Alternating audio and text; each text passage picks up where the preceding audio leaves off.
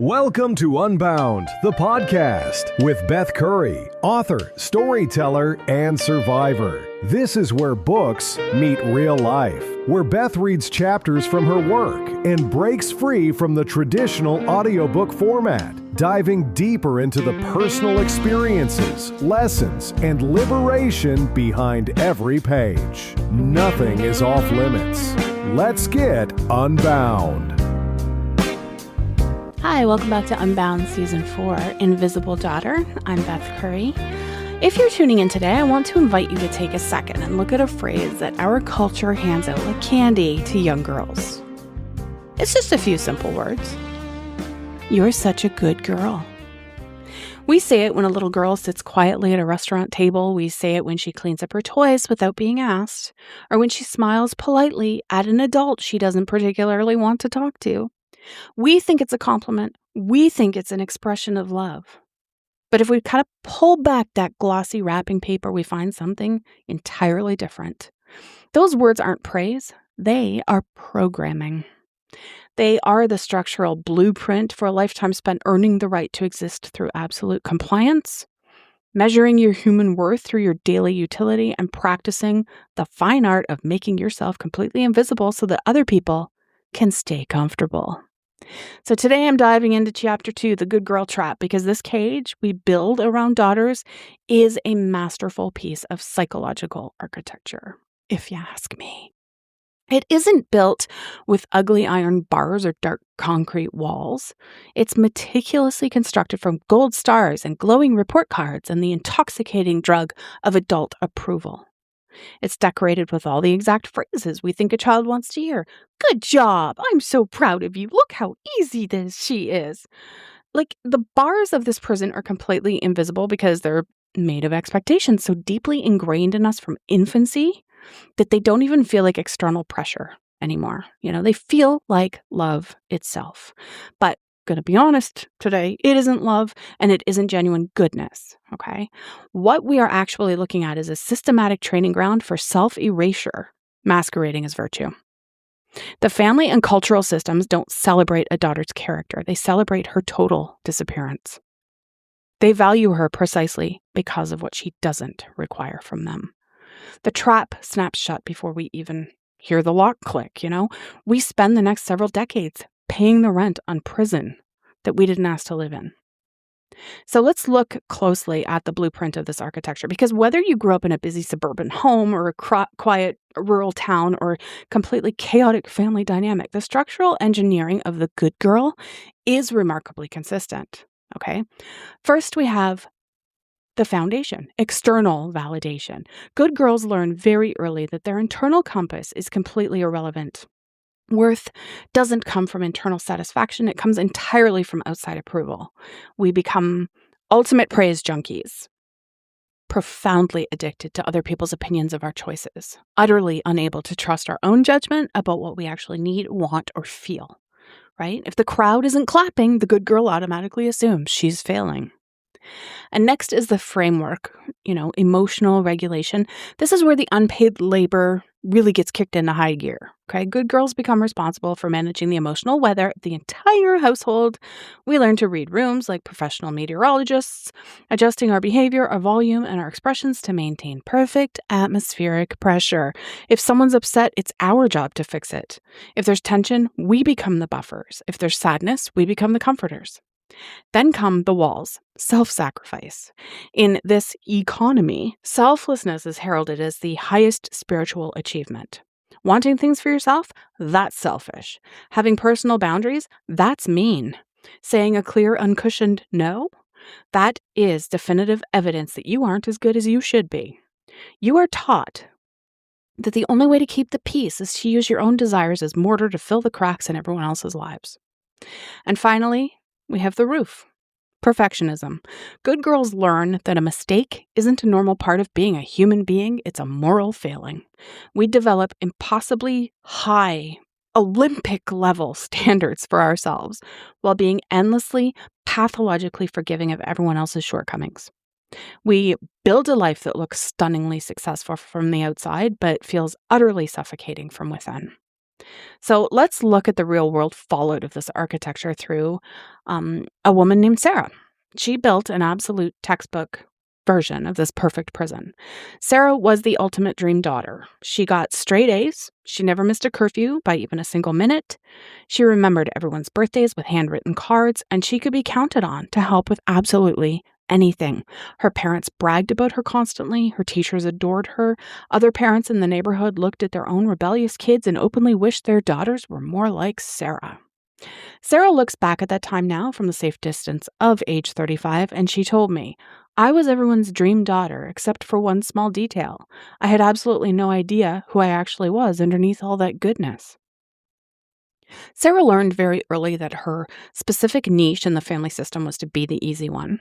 Her younger brother had severe learning disabilities and required 90% of her parents' emotional energy and attention, and her older sister was highly rebellious, creating constant, exhausting family drama. Sarah looked at the playing field and realized the only way to survive and secure any scrap of parental love was to become invisible by being perfect.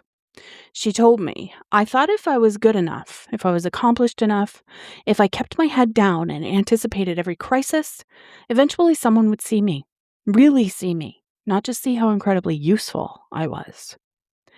But the dark part of the family system, the better Sarah got at being good, the more the family grew entirely dependent on her goodness. They didn't see her. They just integrated her unpaid labor into their daily operations. Right? She became the mediator for fights between her siblings, and she helped her brother with his homework for hours, and she quietly covered for her sister when rules were broken, and she even started buying Mother's Day gifts for her dad to give to her mom because he always forgot. She laughed quite bitterly when she told me this. I was basically the family's IT department. I was constantly running in the background, keeping everything functioning completely smoothly, and I was only noticed when something went wrong. The trap worked flawlessly because Sarah never complained. Everyone assumed she was happy and fulfilled and needing nothing. Her compliance was interpreted as contentment. Her helpfulness was viewed as a natural, effortless inclination rather than exhausting labor. She told me, I didn't even know I was allowed to have needs. I genuinely thought needing things was a character flaw that good girls simply didn't possess. And that brings us to the financial reality of this lifestyle too, because being a good girl requires payment in a very specific currency. And it's a currency most of us don't realize we're spending until our account is entirely overdrawn. And that currency is ourselves. Every single time you choose someone else's comfort over your truth, you make a massive withdrawal from your authentic self. Right? I've talked about this before. Every time you say yes when your soul is screaming no, you trade a piece of your integrity for a fleeting moment of approval. Let's look at the price schedule for the Good Girl admission ticket because the math is incredibly consistent. First, anger costs authenticity. So good girls aren't allowed to be angry. Anger is ugly. Anger is disruptive. Anger makes people uncomfortable. So what do? We become emotional alchemists, okay? We transform our rage into more socially acceptable, polite emotions like sadness or worry, chronic fatigue, or quiet disappointment. We become world-class experts at explaining away our own fury, rationalizing other people's terrible behavior, and finding endless excuses for why we shouldn't feel what we are actively feeling. Second, boundaries cost belonging. Good girls don't set limits because limits create friction, right? We learn early on that saying no risks total rejection. Having high standards risks being labeled as difficult or high maintenance, and protecting our own time and peace risks being called selfish, right? So we leave the front door wide open and wonder why our house keeps getting looted.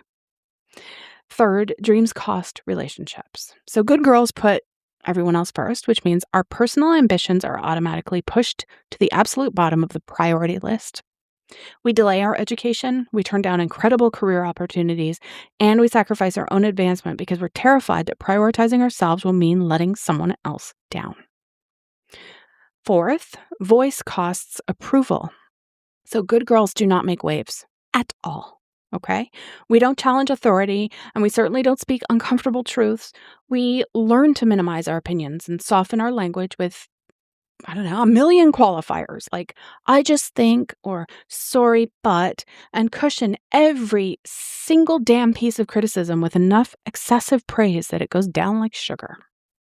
And finally, self-knowledge costs simplicity.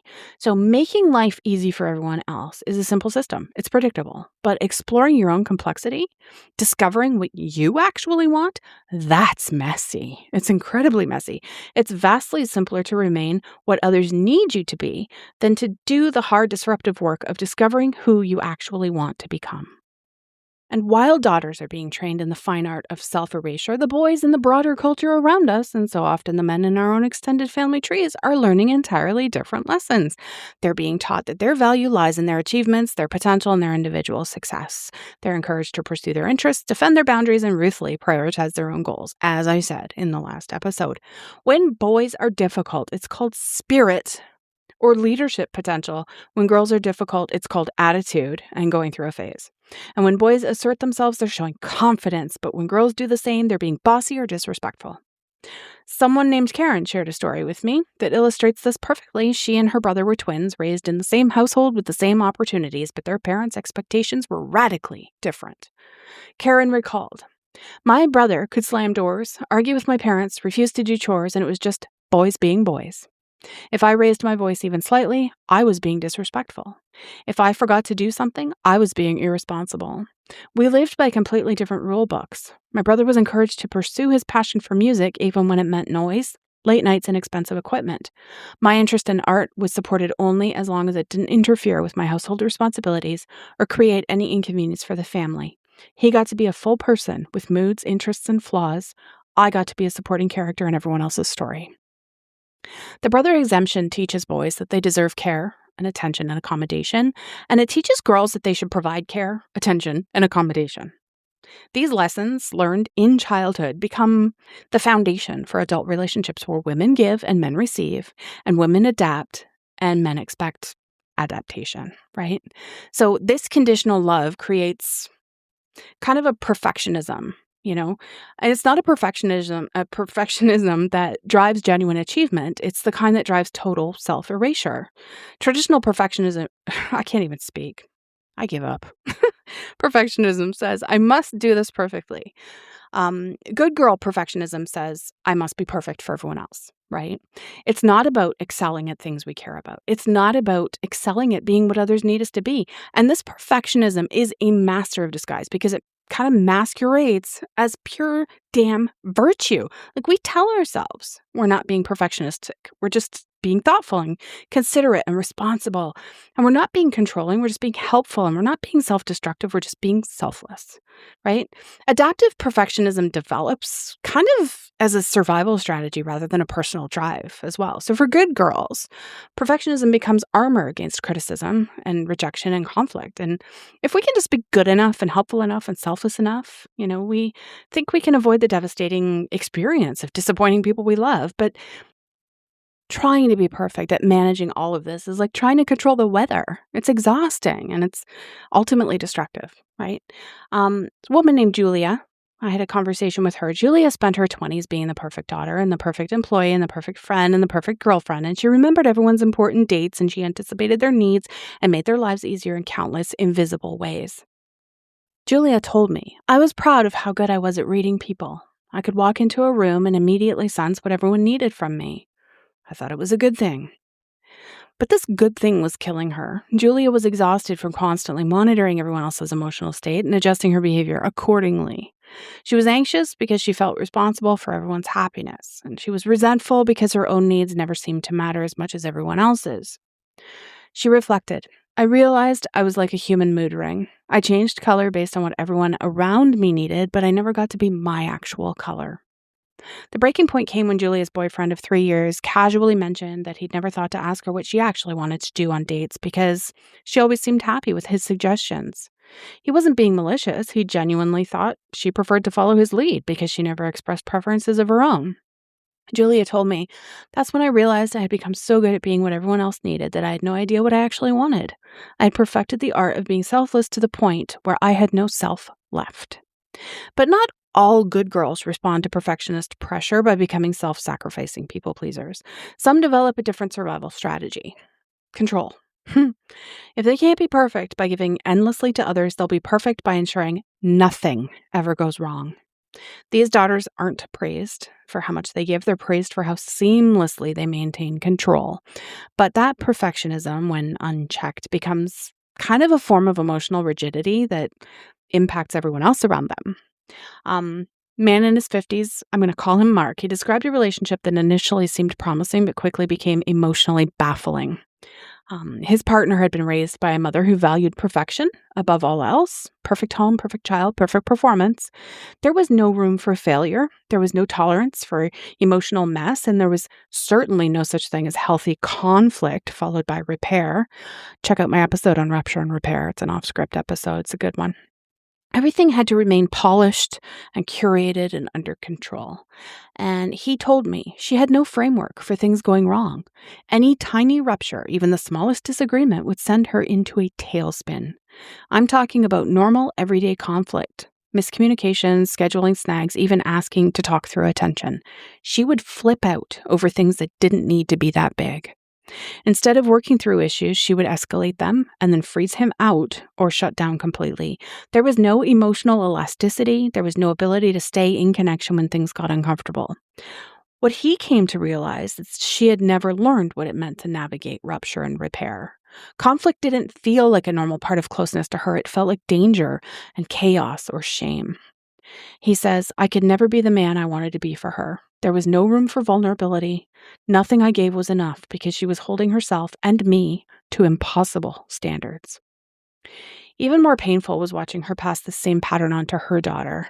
Mark noticed the way she praised perfection and composure and discouraged emotional expression and unintentionally taught her child that love had to be earned through achievement and flawlessness. Eventually, the emotional fragility, the volatility, and the control led to the relationship's demise. He says, I didn't leave because of her imperfections. I left because she couldn't tolerate mine or her own.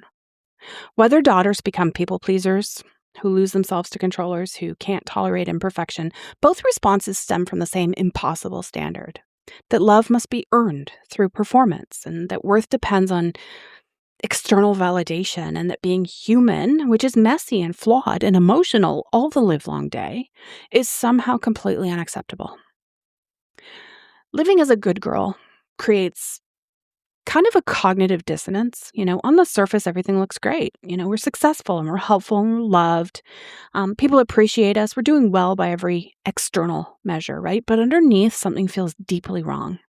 We are exhausted for no reason that we can name or identify, and we're resentful about things we theoretically chose to do, and we feel guilty for wanting things we can't articulate. We're lonely in the middle of relationships where we're constantly giving, right? And the dissonance exists because good girl training teaches us to distrust our own internal experience. So if we feel angry, we must be overreacting. And if we feel neglected, we must not be appreciating what we have. And if we feel overwhelmed, we must not be managing our time well enough.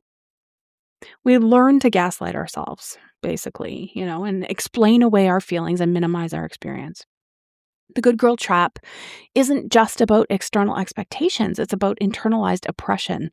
We become our own prison guards, keeping ourselves compliant and contained. And for many good girls, recognition comes as a shock. We've been so focused on everyone else's experience that we've never stopped to examine our own. And the awakening often happens during major life transitions, as I said. Someone named Anna described her moment of clarity. I was 26, planning my wedding, and I realized I had no idea what I actually wanted the wedding to look like. I had spent so much time making sure everyone else was happy with the plans that I had completely lost track of what would make me happy. I was planning a wedding for everyone except myself. This recognition is often accompanied by profound grief. We mourn the years spent living for others and the opportunities we missed and the authentic self that got buried under layers of good behavior. And we grieve the childhood that we didn't really get to have and the adolescence that was spent caretaking and the young adulthood that, sacrificed to family needs. But recognition is also the first step towards freedom. Once we see the trap, we can begin to kind of imagine a way out. Breaking free from the good girl trap doesn't mean becoming selfish or abandoning care for others at all. It means learning to distinguish between healthy generosity and self-destructive sacrifice. And it means choosing when and how we give rather than giving automatically out of fear, right? The path out begins with what I call the good enough revolution, the radical act of being imperfect and having needs and disappointing people sometimes. This isn't about becoming difficult for the sake of being difficult. It's about becoming authentic for the sake of being whole. Good enough daughters love their families without managing their families. And good enough friends show up for others without losing themselves. Good enough employees do excellent work without sacrificing their health. And good enough partners contribute to relationships without becoming responsible for their partner's happiness. The good enough revolution is about reclaiming our right to be humans. Like I said, messy and needy and imperfect and real, right? It's about understanding that our worth doesn't depend on our usefulness and that love doesn't require self-sacrifice, and being good doesn't mean being invisible. So as I close out today's conversation, I want to leave you with a few questions to take with you. Just in case you're wondering and not really knowing where to start with the thinking process, if any of this has happened to you. So, what messages did you receive about being good as a child? Think about that. How has the need for approval actively shaped your adult relationships and choices? And what aspects of yourself do you currently hide or minimize to maintain your good image? And when do you feel the most pressure to be perfect? And whose approval are you seeking anyway? And what would change in your life tomorrow if you gave yourself permission to just be good enough? The good girl trap is powerful because it's built from love and praise and the deep human need for belonging, but a cage is still a cage, okay? Even when it's beautiful, still a damn cage. And the first step to freedom is recognizing that we have the key. We've had it all along. The question isn't whether we're brave enough to use it. The question is whether we're tired enough of being trapped to risk the unknown territory of authentic living, right? The answer for most of us is yes. We're ready to trade being good for being real and being perfect for being present and being invisible for being seen. The good girl trap, it served its purpose and it's time to break free from it, as far as I'm concerned. Thanks so much for listening to my second episode. If you'd like to connect and discuss, there is a Facebook group. If you'd like to support me in my work or just reach out to me, all the info's in the show notes, and I will see you next time. Thanks for listening to Unbound with Beth Curry. Join the conversation in the Facebook group or visit author.bethcurry.com. Want to support the show? Head to ko-fi.com/unbound podcast. Until next time, stay unbound.